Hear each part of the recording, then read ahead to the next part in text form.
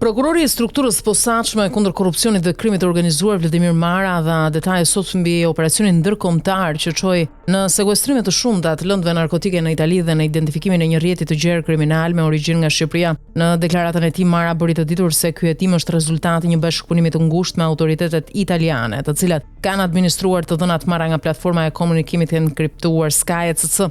Është realizuar sekuestrimi në disa episode të lëndëve narkotike në shtetin italian. Nga ana e autoriteteve italiane janë administruar të dhënat të platformës SkyECC, çka kanë paraqitur para hetimit një panoramë të qartë të organizimit të gjithë këtij grupi kriminal. Nga analizimi i këtyre të dhënave kemi arritur të dokumentojmë gjithë shtrirjen e aktivitetit kriminal që fillonte në Shqipëri, në Pulja dhe më pas në të gjithë territorin italian, e më pas në vende të tjera të Bashkimit Evropian si Gjermani, Belgjike, Hollanda, po në Amerikën e Jugut. Krahas të dhënave të përfituara nga përgjigjet telefonike janë përdorur edhe të dhënat e përfituara nga platformat e enkriptuara. Është dokumentuar i gjithë cikli i lëvizjes së lëndëve narkotike. Janë dokumentuar mbi 30 episode të qarkullimit të parave në një vlerë prej 5 milion euro, thot prokurori Mara. Sipas këtij fundit janë lëshuar në total 52 urdhra arreste në Shqipëri dhe Itali, nga të cilët janë ekzekutuar vetëm 40. Janë sekuestruar 3 restorante në Durrës, një bar kafe, 6 shoqëri tregtare dhe një televizion lokal në qytetin e Vlorës. Gjatë këtij hetimi më parë janë sekuestruar 3 milion euro para kesh si të ardhurat të këtij grupi kriminal,